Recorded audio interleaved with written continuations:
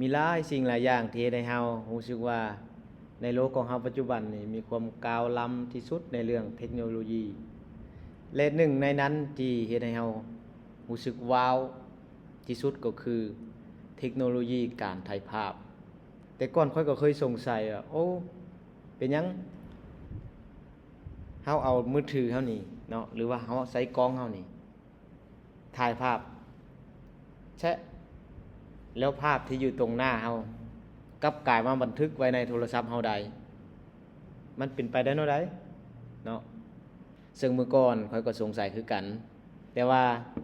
คำตอบของทุกข้อสงสัยที่เกี่ยวกับการถ่ายรูปมันจะมีอยู่ในหลักสูตรการเรียนการสอนโมดูลการถ่ายภาพของเฮานี้เนาะฉะนั้นเฮามาเริ่มเข้าบทที่1กันเลยเนาะบทที่1ความรู้ทั่วไปของการถ่ายภาพ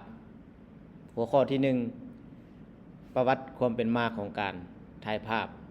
ว่ามันเป็นไปมาแนวใดเนาะซึ่งก่อนที่จะมาเป็นกล้องถ่ายภาพที่เฮาเห็นอยู่ในปัจจุบันนี้เนาะมันก็จะมีประวัติการค้นคว้าการพัฒนามาอย่างยาวนานเริ่มตั้งแต่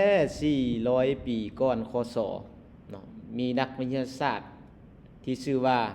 อริสโตเติลเพิ่นได้กล่าวไว้ว่าถ้าเฮาเฮ็ดให้ห้องหนึ่งมืดสนิทห้องนั้นมีความกว้างประมาณ6 นิ้วเนาะและเฮาเจาะหูให้มีหูน้อยๆเท่ากับหูเข็มหลังจากแสงที่ลอดผ่านหูน้อยๆนั้นเข้ามาในห้องมืดนั้นมันจะปรากฏเป็นภาพอยู่ฝ่าอีกฝั่งหนึ่งและภาพที่ปรากฏอยู่ในฝ่าผนังห้องมืดนั้นจะเป็นภาพที่กลับหัวหรือว่าภาพปีนหัวภาษาอังกฤษเพิ่นว่าภาพเนกาทีฟถ้าอีกฝั่งหนึ่งของรูที่เฮาเจ้าหันเป็นรูปต้นไม้ธรรมชาติภาพที่ปรากฏในฝ่าห้องมืดของเฮาก็จะเป็นภาพธรรมชาติที่ต้นไม้กลับหัวอยู่เนาะปลายต้นไม้หันจะอยู่ทางลุ่มหากต้นไม้จะอยู่ทางเทิง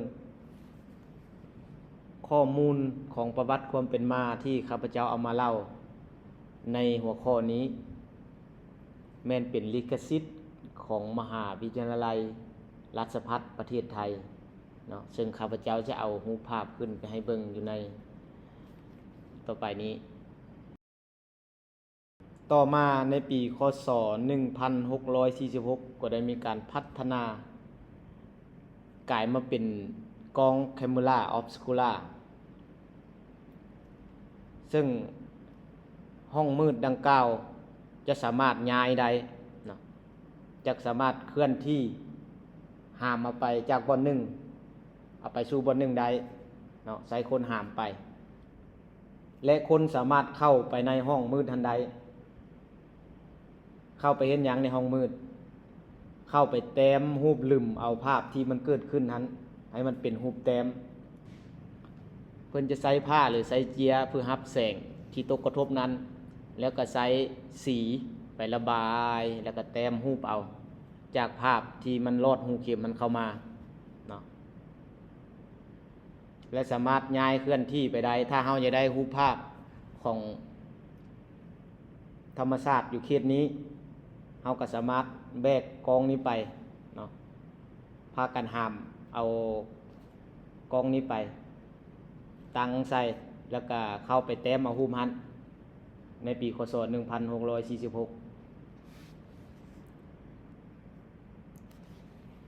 บัดนี้ต่อมาอีกในปีคศ1711ก็ได้มีการพัฒนาจากกองที่ว่าต้องใช้หลายคนหามไปหามมาให้คนเข้าไปแต้มรูปอยู่ในหันเพิ่นได้พัฒนามาเป็นโต๊ะเป็นลักษณะของโต๊ะเขียนหนังสือโดยที่ว่าหูเข็มที่ว่าแสงลอดผ่านมือก่อนหันเพิ่นพัฒนาเอาเลนส์มาใส่เพื่อให้แสงลอดผ่านได้ดีขึ้นเมื่อแสงลอดผ่านเข้ามาเล่นหันแล้วเพิ่นก็ใช้หลักการของไซแว่น45 องศาเพื่อสะท้อนขึ้นมาถึงหน้าโต๊ะ เมื่อภาพสะท้อนขึ้นมาเทิงหน้าโต๊ะแล้วเพิ่นก็เอาสีเอาเจียไปวางทับใส่แล้วกันลืมแต้มเอารูปอาหารมันจะสะดวกสบายขึ้นหลายกว่าเก่าอีกเนาะและต่อมาอีกเนาะในปีคศ1800ก็ได้เฮ็ดในลักษณะของกองออฟสคูล่าเป็นรูปกระโจมเนาะซึ่งแสงจะเข้ามาผ่านหูน้อยๆหันที่เอาเลนส์ใส่หันแล้วสะท้อนลงบัดนี้โดยที่ใช้แว่น45องศาเพื่อหักแสงหันลงมาต่างฉากลงลุ่มเพื่อให้กระทบใส่หน้าโต๊ะแล้วก็แต้มเอาภาพอยู่หน้าโต๊ะหันเลยซึ่งจะแต้มได้สะดวกกว่าที่ว่าเอาผ้าบังแสงแล้วก็แต้มถึงหน้าโต๊ะวันนี้แสงมากระทบฉะนั้นเลยแล้วก็แต้มเอาหันเลยเนาะต่อมาในปี1802ก็ได้มีการค้นพบเรื่องการเก็บรักษาแสงโดยท่านโทมัสเวดวูดเพิ่นจะใช้สารเคมีที่มีชื่อว่าซิลเวอร์ไนเตรตในการเฮ็ดการทดลองในนั้นท่านโทมัสเวดวูดเพิ่นได้เฮ็ดการทดลองเอาหนังสัตว์หรือกระดาษไปแช่ไว้ในสารเคมีซิลเวอร์ไนเตรตนั้นมาวางไว้ในพื้นแล้ววันนี้เพิ่นก็ได้เอาแก้วที่แสงลอดผ่านได้แก้วใสมาวางทับกระดาษหันแล้วเพิ่นได้เอาใบไม้ไปยองไว้ทั้งเทิงเมื่อแสงมากระทบใส่ใบไม้หันแล้วมันจะลอดไปทับใส่ปรากฏว่าแสงที่ลอดผ่านแก้วหันไปแล้วไปเก็บรักษาไว้ในเจียหรือหนังสัตว์ที่เพิ่นแช่สารตัวนั้นเนาะจึงมีการค้นพบเรื่องการเก็บรักษาแสงเป็นครั้งทำอิฐต่อมาในปี1826ทันเนียฟได้ใช้แผ่นดีบุกผสมซื่นเคลือบโดยสารบิทูเมนแล้วใส่เข้าไปในกล้องแคมเมราออฟสคูล่านั้นเพื่อรับแสงและท่านก็ได้ใช้ตัวนี้ถ่ายภาพเอาภาพอาคารที่อยู่ต่อหน้าห้องเฮ็ดเวียกของเราซึ่งเป็นภาพทำอิฐของโลกใช้เวลาถ่ายอยู่8ชั่วโมงจึงสามารถเฮ็ดให้ภาพนี้สมบูรณ์ได้และต่อมาก็ได้มีการพัฒนามาอย่างต่อเนื่องเรื่อยๆในการพัฒนาสารที่สามารถเก็บแสงสว่างหันไว้ให้ได้คงสภาพได้นานที่สุดจนมาฮอดปีคศ1888มีนักวิทยาศาสตร์ชาวอเมริกาชื่อว่า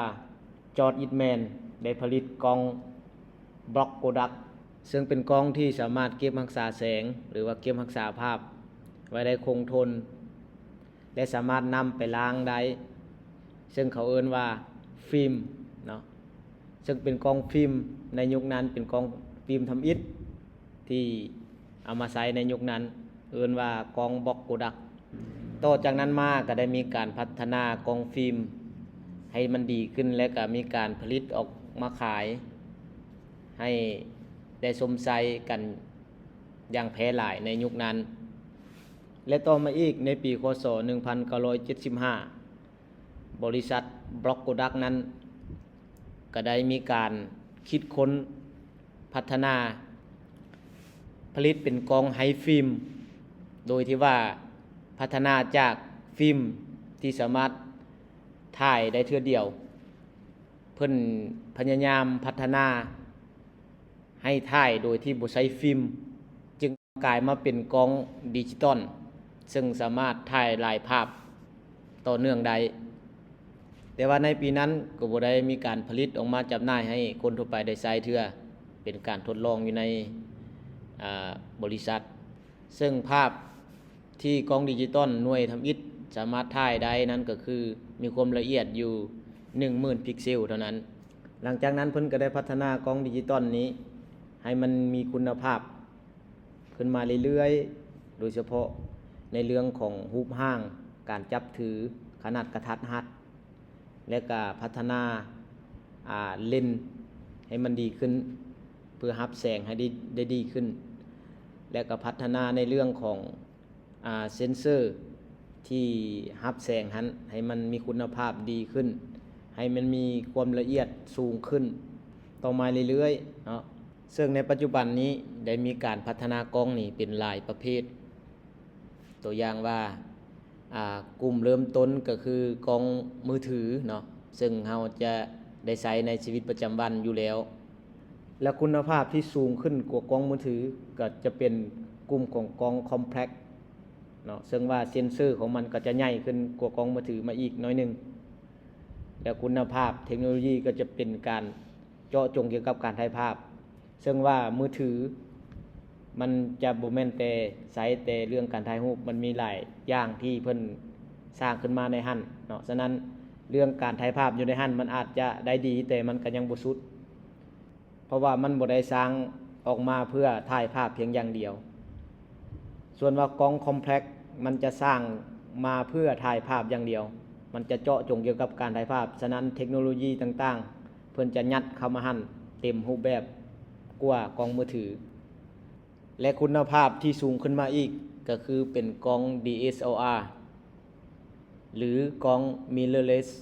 ซึ่งปัจจุบันเพิ่นจะหันมาพัฒนากล้อง mirrorless เป็นหลักเนาะแต่ว่ากล้อง DSLR เพิ่นก็ยังใช้อยู่อย่างแพร่หลายในปัจจุบันแต่ว่าเทรนด์ในอนาคตเพิ่นอาจจะพัฒนาในเรื่องของกล้อง mirrorless นี่ให้มันมีคุณภาพดีขึ้นไปอีกเนื่องจากว่ากล้อง mirrorless นั้นมันมีรูปร่างกระทัดรัดกว่าและคุณภาพสูงขึ้นมาอีกก็จะเป็นกลุ่มของกล้องซินีมาเนาะกล้องซินีมานี้เป็นกล้องที่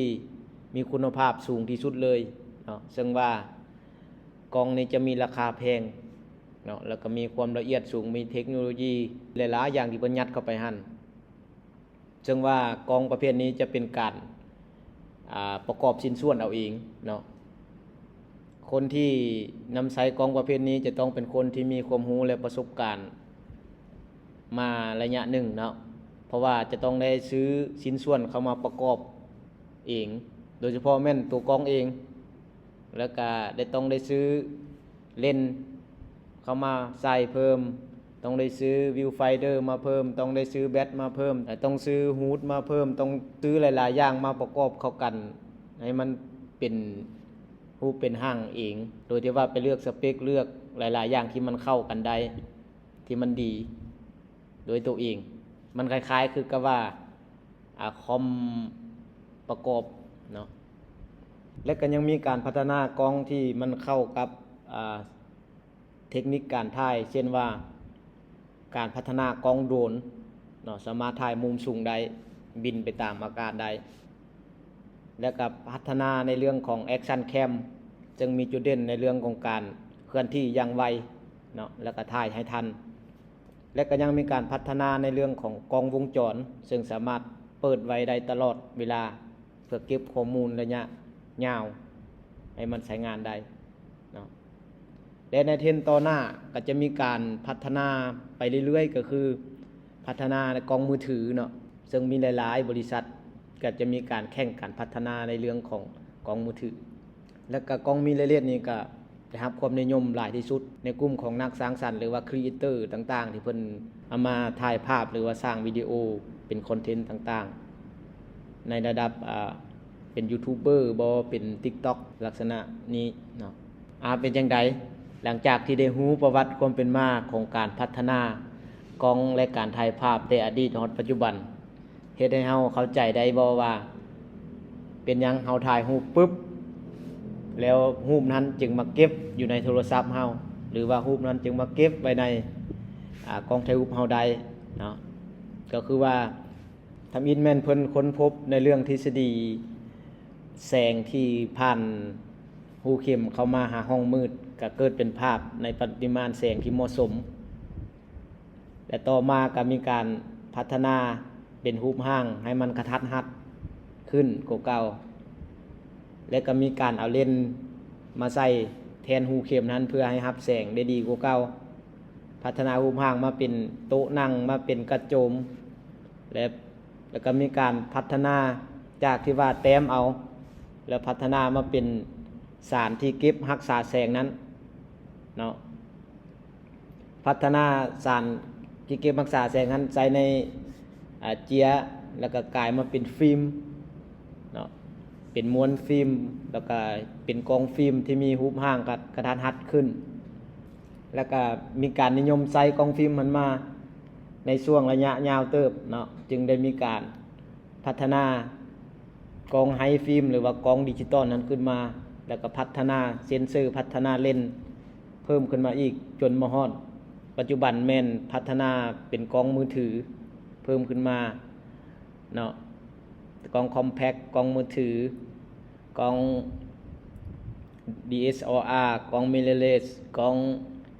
ซีนีมากองโดรนกองแอคชั่นแคมและก็กองวงจรเนาะถ้าเข้าใจเรียนแล้วอย่าลืมไปตอบคำถามท้ายบทเด้อสำหรับมื้อนี้ขอจบการนำเสนอไว้เพียงเท่านี้ขอขอบใจแล้วพบกันใหม่ในหัวข้อต่อไป